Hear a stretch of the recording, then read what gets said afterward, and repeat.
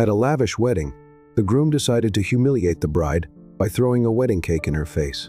He expected laughter and a harmless reaction, but what happened next shocked everyone. Subscribe to the channel and write in the comments where you're watching us from. The grandeur of the Randolph estate was undeniable. Nestled in the rolling hills outside the city, the mansion was a testament to old money. Wit stone columns, perfectly manicured gardens, and an air of silent arrogance that permeated the property inside beneath crystal chandeliers and the watchful eyes of long-gone ancestors whose portraits lined the walls. The wedding of the year was about to begin. Jacqueline Morris stood before a massive mirror in the bridal suite, the weight of her wedding gown pressing down on her like an unspoken truth. The dress was exquisite, ivory satin-fitted bodice, intricate beading that shimmered under the soft light. It was the kind of gown designed for a fairy tale, but Isabella knew better than to believe in fairy tales. She had spent too much of her life in boardrooms and negotiations to be swayed by illusions. Her reflection showed a composed woman, her dark skin radiant against the pale fabric, her hair styled to perfection, but beneath that carefully curated exterior, something inside her felt off.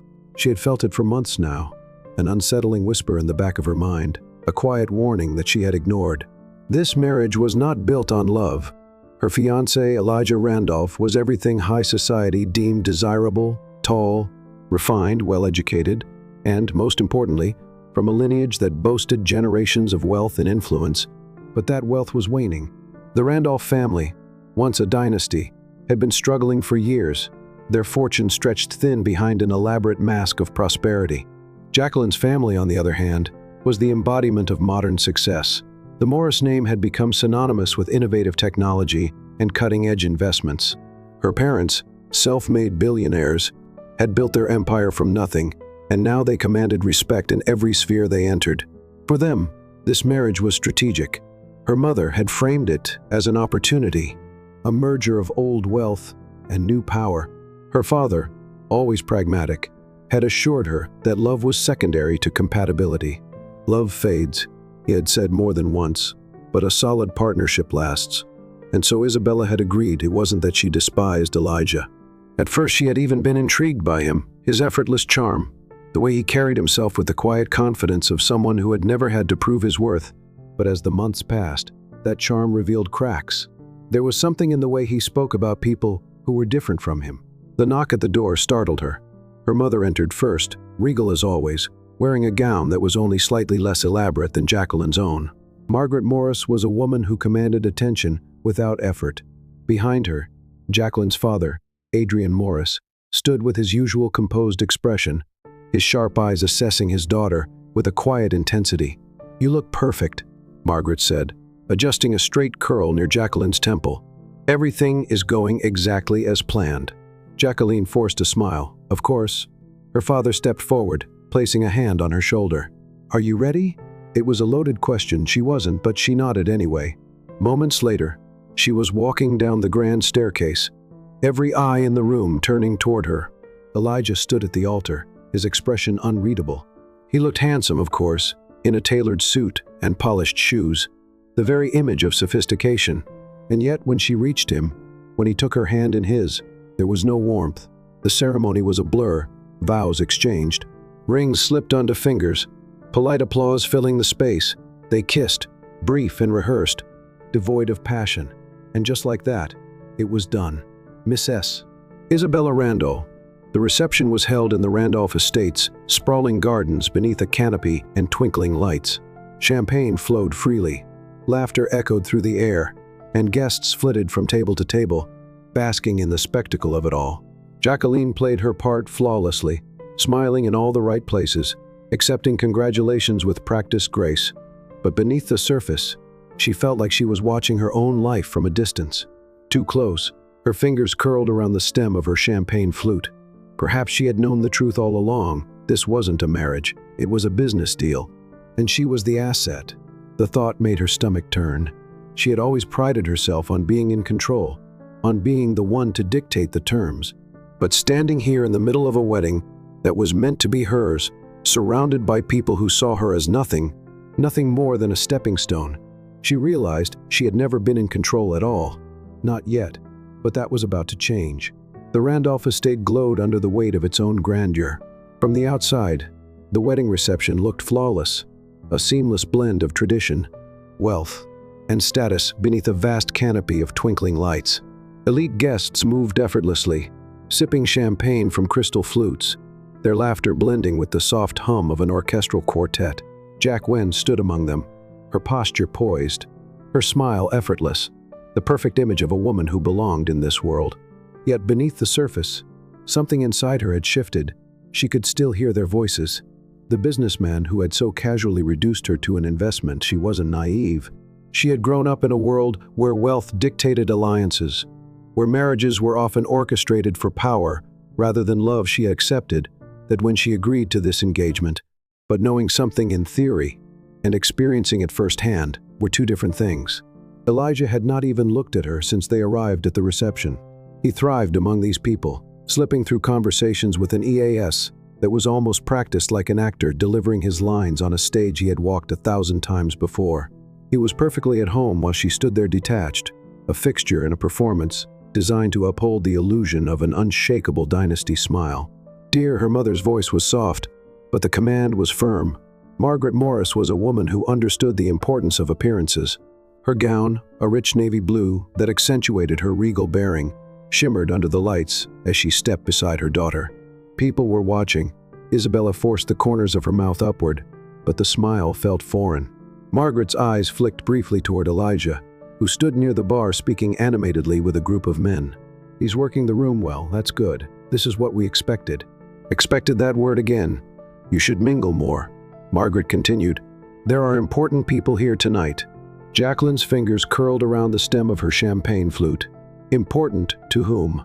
Her mother's smile was unwavering. To you, to your future. Jacqueline exhaled slowly. She knew there was no point in arguing. Margaret had spent her life navigating rooms like these, understanding the mechanics of power and influence better than anyone. To her, this was not just a wedding reception. It was the beginning of an empire, a strategic move that would ensure the Morris name held weight in circles even older than money itself. And Jacqueline was the piece that had been played across the reception hall. Elijah caught her eye. He raised his glass. Slightly a silent toast, a performance for the onlookers. She returned the gesture, the motion automatic, but her stomach twisted at the realization that this was all she could expect from him. Now, a series of gestures, a partnership on paper, and yet the cracks in his mask were starting to show.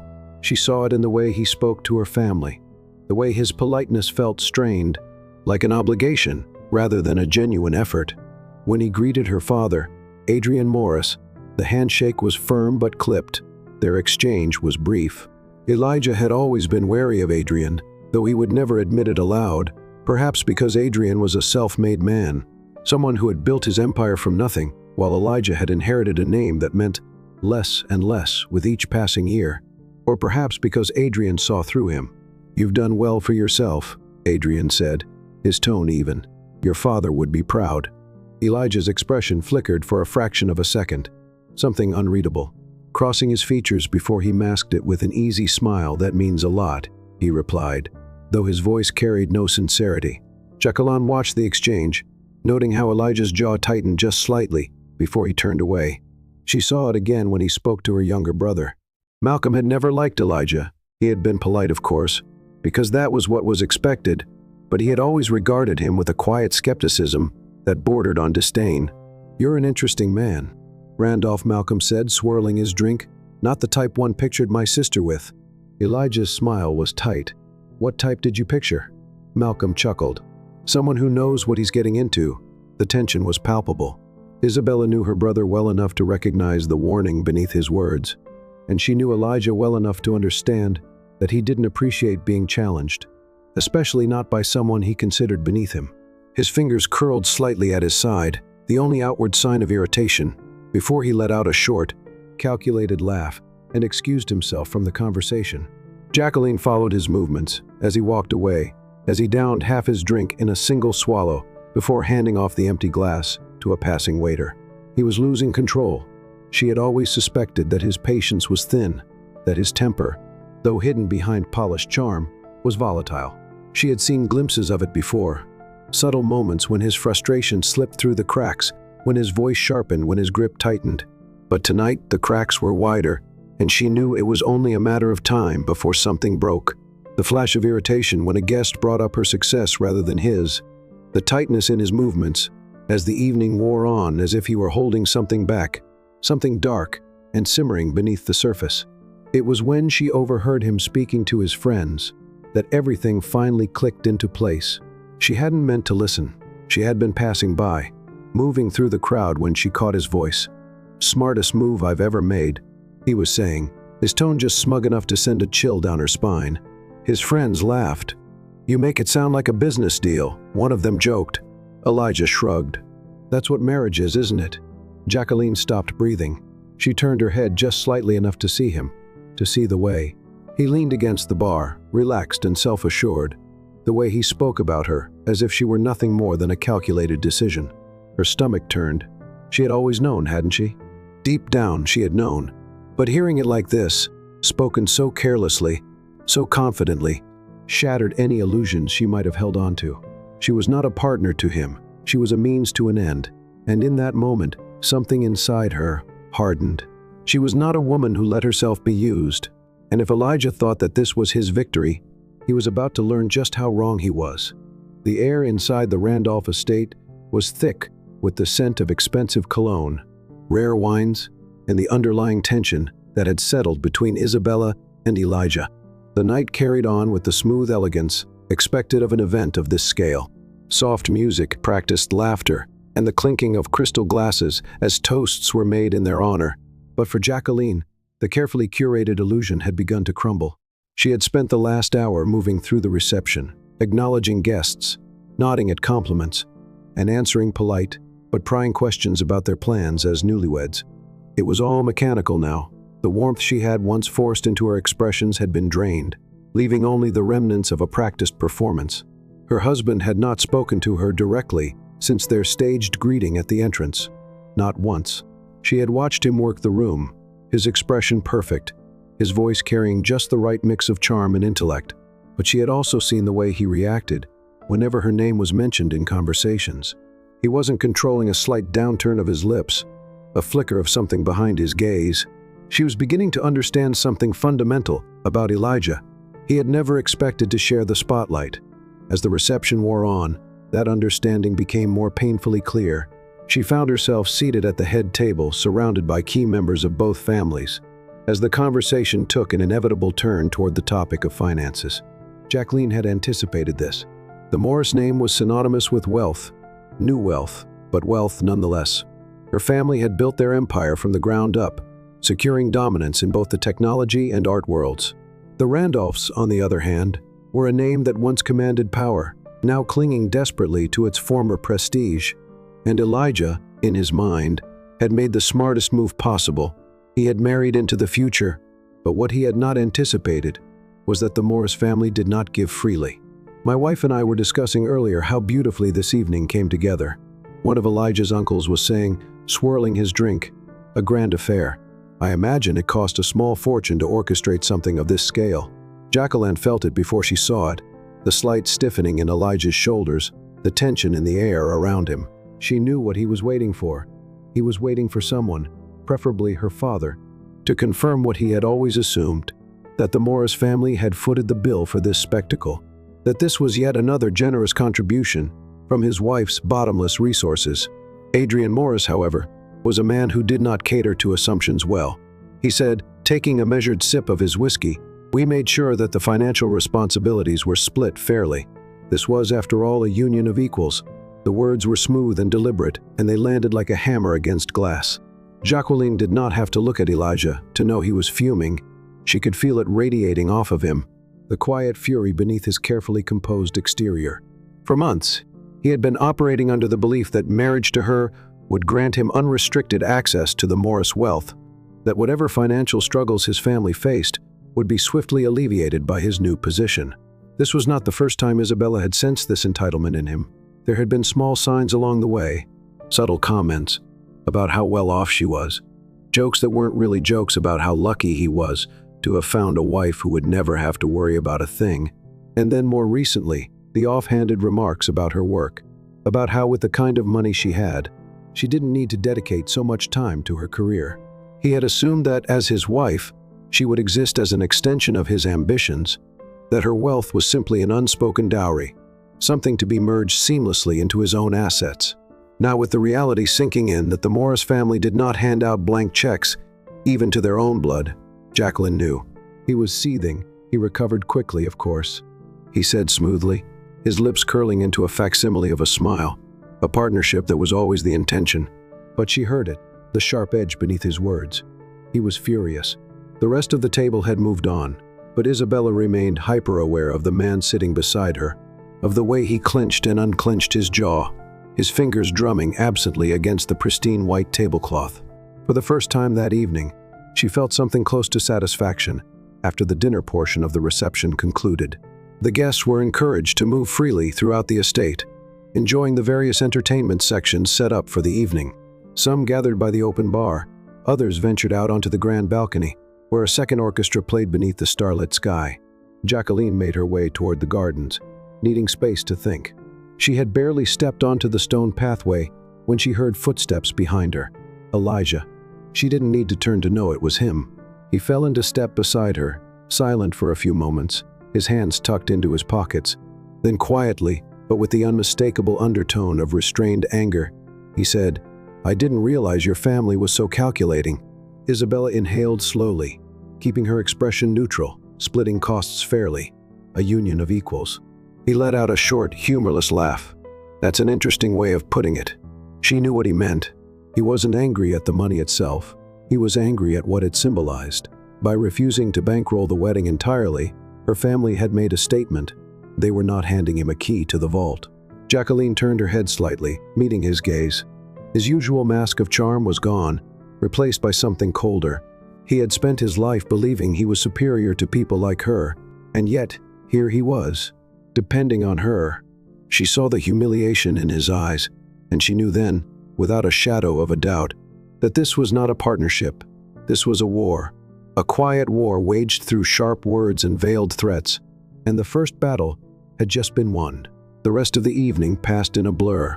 Elijah returned to his performance, laughing with guests, making himself the center of attention once again, but Jacqueline saw through it. Now she saw the cracks, the resentment simmering beneath his skin.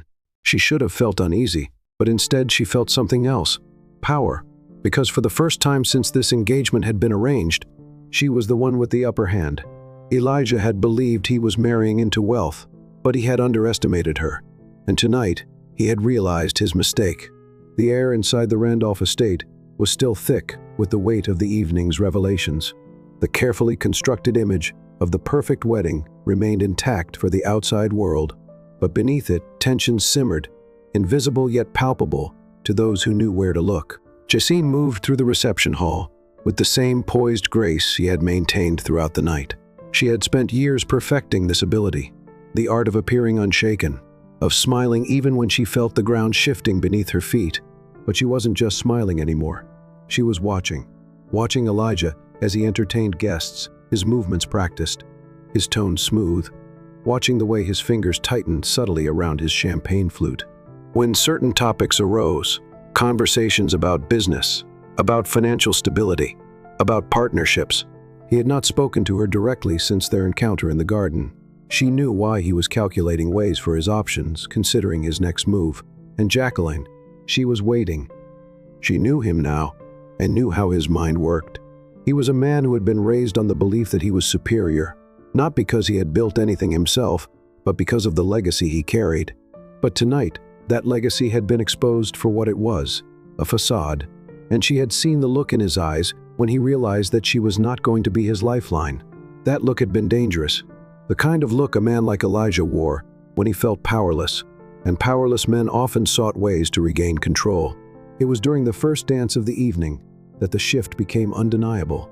The orchestra played a slow, sweeping melody, and as the floor cleared for the bride and groom, Jacqueline felt Elijah's hand on the small of her back as he led her into the dance, their movements perfectly in sync for the eyes that watched, but she could feel it, the tension in his grip, the way his fingers pressed just a fraction too hard against her waist, as if reminding her of something. "You've been quiet," he murmured, his voice low and measured. "So, have you?" she replied, her tone light, unaffected. His lips curved into something that might have been a smile, but there was nothing warm about it. The dance continued, each step a silent conversation.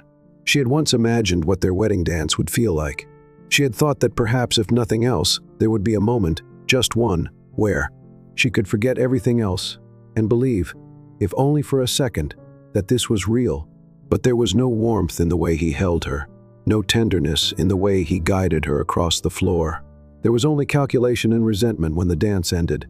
Jacqueline excused herself, needing a moment away from the growing intensity of the evening. She made her way toward the grand staircase, seeking a reprieve from the eyes and expectations surrounding her. And then she heard them voices, male voices, low and amused, carrying from just beyond the arched doorway that led to the cigar lounge, one of the many spaces reserved for the elite men of the Randolph social circle. She might have kept walking, but then she heard her name. "Smartest move I ever made," Elijah's voice drawled, carrying just enough arrogance to send a chill through her veins. The response came in laughter, deep, knowing chuckles from men who understood exactly what he meant. "You say that like it was difficult," one of them teased. "Come on, Randolph, we all saw it. She's the prize of the century." Jacqueline's breath still. "She's an investment," Elijah corrected smoothly. "The kind that pays off in the long run." Another ripple of laughter, and she felt something inside her go quiet, not anger, not even betrayal, just cold, clear understanding. She had suspected, of course, had known in some unspoken way, that this marriage had never been about love. But hearing him say it so plainly, so openly, without hesitation or shame, that was something else entirely.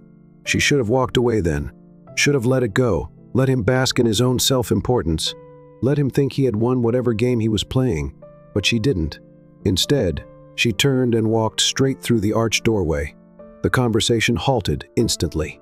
Elijah, lounging in a high-backed leather chair, looked up at his smirk, frozen in place as the air in the room shifted. The other men exchanged glances, uncertain whether to stay or leave. Jacqueline held his gaze, stepping further into the room, her expression unreadable. "Don't stop on my count," she said lightly. It sounded like a fascinating discussion. Elijah's fingers curled around the armrest of his chair. A flicker of something crossed his face. Annoyance, perhaps, or irritation at being interrupted or caught. "Jacqueline," he said smoothly, "I was just calling you an investment." She finished for him, her voice even a beat of silence. One of the men cleared his throat, shifting awkwardly. Jacqueline took another step closer. It was the first time since the ceremony that she had truly looked at him, and now she saw him for exactly what he was, a man who thought he had won, a man who had spent his life believing that his name alone made him untouchable. But she was Jacqueline. Morris had built herself on more than just a name, and Elijah had just made a very serious mistake. The moment passed, and Jacqueline let it. She didn't need to say anything more. She had seen what she needed to see, so she turned, walked away, and let the weight of her silence settle in her wake. By the time she returned to the reception hall, the celebration was in full swing. The guests were laughing, drinking, and dancing, oblivious to the fracture that had formed beneath the surface of the evening. Jacqueline moved through the crowd, pausing only when she felt a familiar presence at her side. "Her brother Malcolm, you good?" he asked, his voice quiet, but knowing she exhaled slowly. "I will be." She glanced across the room, finding Elijah exactly where she knew he would be, among the people who still believed in his mask, who still thought he was what he pretended to be. He hadn't looked at her since she left the cigar lounge, and she knew why, because he knew for the first time in his life. Elijah Randolph had realized that he was not the one in control, not anymore. And Jacqueline, she was just getting started, and the reception had reached its crescendo. The laughter was louder, the conversations more animated, and the champagne flowed freely as the evening stretched into the late hours. But beneath the grand spectacle of wealth and tradition, Jacqueline felt something shifting, something inevitable, like a storm gathering on the horizon. She had seen Elijah unraveling, and had felt the way his mask had begun to crack ever since. The moment her father made it clear that he would not be the financial lifeline he had counted on. She had watched his frustration simmer beneath the surface, seen the way his grip had tightened during their dance, the way his words had sharpened when he spoke to her in the garden, and now she could sense it, the moment when that carefully controlled resentment would spill over. She stood near the center of the ballroom surrounded by guests who still believed in the illusion, waiting for the next grand moment of the evening, the wedding cake. A towering masterpiece of white and gold had been wheeled out onto the main stage, gleaming under the soft lighting. The cake cutting was a tradition, a symbolic gesture of unity of the first act. A couple performed together as husband and wife. Jack Aquin had once imagined this moment differently, but then again, she had once imagined a great many things differently. She moved toward the cake as the guests turned their attention to the couple of the hour. Elijah was already there, waiting, a practiced smile on his lips, but she saw through it now. He was still fuming from their last encounter, still stewing over the fact that she had humiliated him first by denying him the financial access he had expected, and then by catching him in the act of openly demeaning her. He was a man who had always believed he was above consequence, but tonight he had been reminded that even a Randolph could fall. She stepped beside him, careful not to let their bodies touch. The cameras were trained on them, their every move documented, immortalized. A silver knife was placed in her hand. Elijah reached for it as well, his fingers brushing against hers. The weight of the blade between them felt heavier than it should have. They cut through the first layer together, a clean, precise motion. The applause was polite, the flashes of cameras bright, and then came the part everyone was waiting for, the tradition where the newlyweds fed each other the first bite. Jacqueline hesitated only for a fraction of a second. She took a small piece, carefully balancing it on her fork before lifting it toward his lips. Elijah held her gaze as he accepted it, his jaw tightening almost imperceptibly as he chewed. And then it was his turn. She knew what was coming before it happened, knew it from the way he took a much larger piece than necessary, knew it from the way his grip on the cake tightened just slightly, and in that brief, fleeting moment, she could see it, his anger, his bruised ego, his need to reclaim power in whatever small way he could. She saw it coming, but she didn't move, because some things needed to be seen with a swift, deliberate motion. Elijah lifted the piece of cake and shoved it directly into her face. The room fell silent for a moment. It was as if time itself had frozen. A thick, sugary frosting smeared across her cheek, her lips, and her eyelashes. The cream coated her skin, dripping down onto the delicate lace of her gown. A few guests let out nervous laughs, unsure if this was meant to be a part of the show. But Jacqueline wasn't laughing. She didn't move or speak. She simply stood there, letting the silence stretch, letting the weight of what he had just done settle into the air. Elijah had expected laughter. He had expected that people would brush it off, that she would play along, that she would smile and wipe it away as if it had all been a harmless joke. But Isabella Morris was not a woman who tolerated being made a fool of. And tonight, Elijah Randolph had finally overplayed his hand. The whispers began almost immediately. Jacqueline could hear them soft and sharp, like the rustling of fabric in an otherwise quiet room. Did that just happen? He just threw that cake right in her face. That wasn't playful. That was the sound of someone's glass being hastily sat down, punctuated the murmurs. Her father had stood up. Out of the corner of her eye, she saw her mother press a hand against his arm, stopping him before he could take a step forward. Not yet. Not here. Isabella inhaled slowly, reaching for the napkin that had been left on the table beside her. She wiped the frosting from her cheek in a slow, deliberate motion. Her fingers steady, she met Elijah's gaze, and for the first time that night, she saw something new in his eyes. Doubt, uncertainty, a flicker of realization that maybe, just maybe, he had made the wrong move. She let the silence stretch just a moment longer, ensuring that everyone in the room felt it. Then, with quiet, devastating clarity, she turned on her heel and walked away. The reception did not recover. Not really. People tried to pretend, of course. The band resumed playing, the staff continued serving, and the guests attempted to shift their focus back to their dream and their conversations. But the energy had changed. The illusion had cracked. Margaret's expression was unreadable, though Isabella could see the sharpness in her eyes, the kind of sharpness that only emerged when something truly unforgivable had occurred. Adrian, however, looked ready to tear through walls. "Darling," Margaret said carefully, "you don't have to make any decisions tonight, but Isabella already has." She met her mother's gaze through the mirror. This is over, and for the first time that evening, she felt something close to relief, because she had been waiting for a reason, and now she had one, the final, undeniable confirmation that she would never, could never, spend her life with a man like Elijah Randolph. She had once believed that she could bend the terms of this marriage to suit her, that she could outmaneuver him, control the pieces in a way that ensured her own power, but power meant nothing if she allowed herself to be degraded, and Isabella Morris did not belong to anyone by the time the night was over. Elijah would know that, and by the time the world woke up tomorrow, they would all know it too. The weight of the frosting still clung to Jacqueline's skin, even after she had wiped most of it away. The fabric of her gown, once pristine, bore the evidence of the humiliation she had endured in front of hundreds of guests. She had always been composed, always controlled, but this was something different. This was a line crossed, an unspoken declaration from Elijah that she was not his equal, but his possession, something to be put in her place when she dared to challenge him. The room was still spinning with conversation as she walked away, her heels clicking against the marble floor, each step deliberate, each movement an act of defiance. People whispered, their voices hushed but frantic, unsure whether to laugh off what had happened or acknowledge the sheer audacity of it.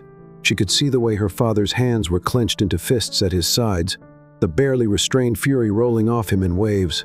If her mother had not placed a hand on his arm, Adrian would have already been striding across the room to make Elijah regret every decision that had led to this moment. Malcolm was the first to move. Her brother had been sitting at a nearby table, and the second Jacqueline turned away from Elijah. He was on his feet, his jaw tight, his expression unreadable except for the fire in his eyes. She didn't say anything as she passed him, and he didn't ask if she was okay. He didn't need to. He already knew the answer. The grand staircase leading up to the bridal suite felt longer than it had earlier in the evening. She climbed each step with slow, measured grace, knowing full well that every eye in the room was still on her, that every guest was waiting to see what would happen. Next, wanted drama, spectacle, a confrontation that would turn this into something they could gossip about for years. But she would give them none of it. The doors to the suite closed behind her, with a finality that felt like the turning of a page. The room was silent, untouched by the chaos below. The laughter and music from the reception hall were muffled and distant, as though they belonged to a different world entirely. Jacqueline crossed the room with purpose, moving toward the vanity, where a silver-framed mirror reflected her image. Back at her, the woman staring back at her was no longer a bride. She was something else entirely. Her hands trembled slightly as she reached for the edge of the vanity, gripping it to steady herself, not out of fear, not out of sadness, but out of the sheer force of what she was holding back, the weight of everything that had led her to this moment, the months of doubt, the quiet humiliations, the realization that she had let herself be talked into believing that this marriage was something she could control. She had been wrong. The sound of a knock at the door pulled her from her thoughts. She didn't respond immediately, but the door opened anyway. Her mother entered first, moving with the same effortless poise she always carried. Margaret's gown shimmered under the soft lighting, her expression composed, but her eyes held a quiet rage. Adrian followed, closing the door behind them, his presence filling the room with unspoken fury. Neither of them spoke at first. Margaret was the one to break the silence. "You don't have to go back down there." Isabella met her mother's gaze through the mirror, seeing not just concern but something deeper. This was not just about the cake. This was about everything that had led up to this night, about the warnings she had chosen to ignore, about the choices she had made, believing she could handle a man like Elijah Randolph. Adrian exhaled sharply, pacing to the side of the room, running a hand over his jaw as though trying to contain his anger. Jacqueline had seen her father, furious before, but never like this, never with a rage so quiet, so controlled, so dangerous. She turned to face them fully. "This is over." Her mother didn't flinch. Adrian stopped pacing.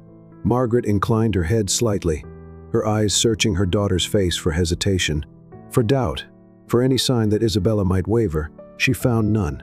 "Good," her father said, his voice like steel, "because if you weren't walking away from this, I would have dragged you out myself." Jacqueline let out a slow breath, some of the tension in her shoulders easing. Her mother reached for her hands, squeezing them gently. "You don't have to make a statement tonight. He's coming up here." The room tensed. Margaret let out a soft, tired sigh, as though she had expected this, but had hoped for a little more time. Adrian's jaw locked. Jacqueline didn't need to ask who he meant. Of course Elijah would come, because this was what men like him did. They pushed boundaries. They tested limits.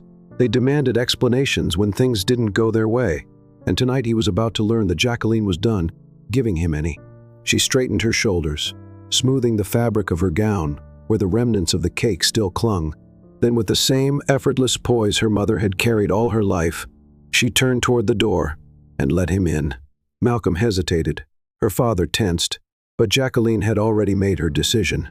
If Elijah thought this night wasn't over yet, he was about to learn the hardest lesson of his life, because this wasn't just about what had happened at the reception. This wasn't just about the cake. This was about power. And tonight, for the first time in his life, Elijah Randolph was about to understand what it felt like to lose it. The door opened before Elijah even had the chance to knock.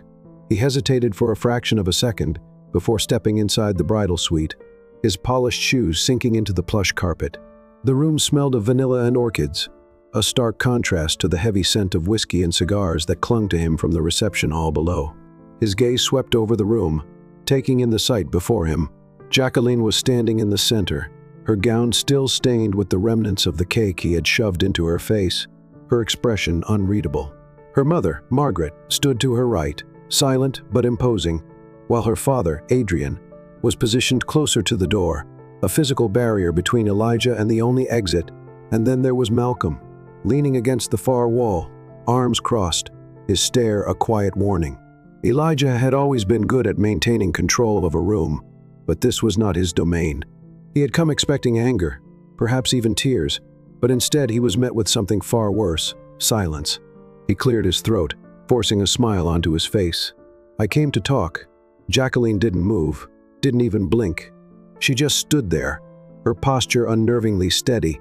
The silence stretched between them, thick, unbreakable. He had expected her to lash out, to confront him in front of her family, to give him something he could twist, something he could turn back on her. But she gave him nothing. His fingers curled into fists at his sides. "Are you really going to do this?" His voice was low, just a fraction above a whisper. But in the quiet of the room, it felt deafening. Walk away from this marriage over a joke? Still nothing. His jaw tightened, his composure slipping. "This is ridiculous. Isabella, it was just a bit of cake. I was playing along with tradition." Everyone laughed. No one laughed. Her voice was steady and cold. The first words she had spoken to him, since the moment she had walked away downstairs, landed like a blade against his pride. His nostrils flared slightly, his frustration mounting. "So that's it then? You're going to humiliate me in front of everyone and make a spectacle out of this over nothing?" She smiled then, but it wasn't the kind of smile he had ever seen from her before. It wasn't warm. It wasn't charming. It wasn't meant to soothe or comfort. It was a smile of certainty, of quiet, unwavering power. "I already have." And that was it. That was the end. Elijah stood there for a moment longer, as if waiting for someone to tell him this wasn't real, that she was bluffing, that this was just a momentary lapse in judgment. But no one did, because everyone in that room knew the truth. Isabella Morris was done. He turned on his heel and walked out without another word. The door clicked shut behind him, the silence swallowing the space he had occupied just moments before.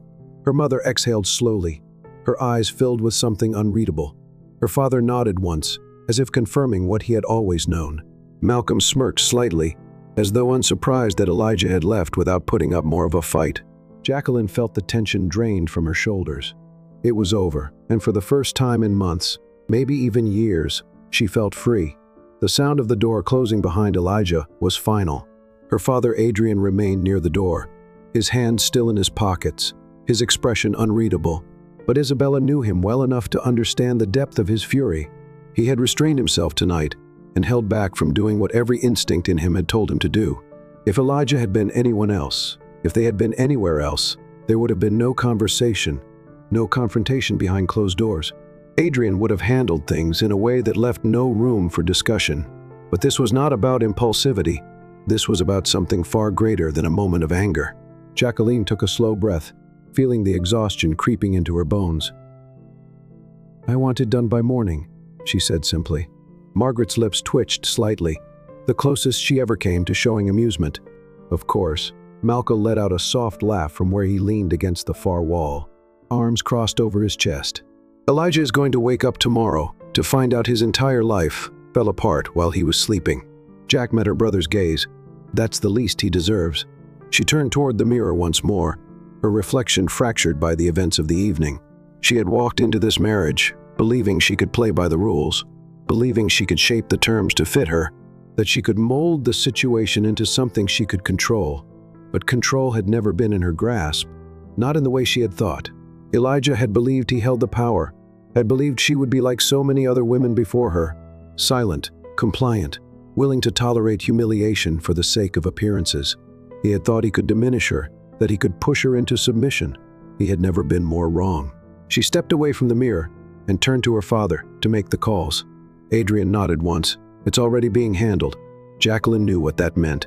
Her father had not been waiting for her to make a decision. He had already put things in motion.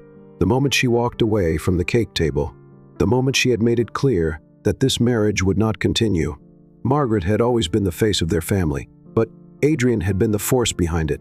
By the time Elijah even realized what was happening, it would be too late. She moved toward the wardrobe in the far corner of the suite, pulling open the doors. Inside hung the outfits she had brought for the honeymoon that would never happen. Designer pieces carefully curated for a life she would not be living. Without hesitation, she pulled the gown from her body, letting it fall to the floor in a heap of ruined silk and lace. She reached for something else, something simple and comfortable, an outfit that belonged to her, not to the illusion of the woman she had been expected to become. She dressed quickly, each movement precise and methodical. Her mother watched her without comment, though Jacqueline could feel the approval radiating from her when she was finished. She turned back to them. I want to be gone before he realizes. Her father checked his watch. We have an hour, maybe less. That was enough. She didn't need to see the aftermath. She didn't need to watch as Elijah realized that the world he had so carefully constructed for himself had collapsed overnight. By the time he opened his eyes in the morning, the news would already be circulating that the engagement was broken. The marriage was an end before it had even begun. His business connections, the ones that had already begun to waver, would pull away completely.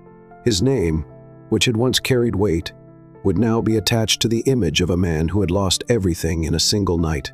There would be no recovery from this. Jacqueline had no doubt that Elijah would try, he would fight, he would rage, he would attempt to regain control in whatever way he could. But it wouldn't matter because he had underestimated her, and that was a mistake. No one survived twice. She moved towards the door, her mother and brother following closely behind. Adrian was already on the phone. His voice was low, and even as he finalized the details, Jacqueline didn't look back. She had nothing left to see. As they stepped into the elevator, Margaret finally spoke again. Where do you want to go? Isabella considered the question for only a moment before exhaling. Anywhere. But here her mother nodded, and then that's where we'll go. As the elevator doors closed, Jacine felt something she hadn't felt in a long time: freedom. If you enjoyed this story, make sure to subscribe so you don't miss out on more. Watch our other videos for more compelling stories, and share this video with someone who might find it interesting. See you next time.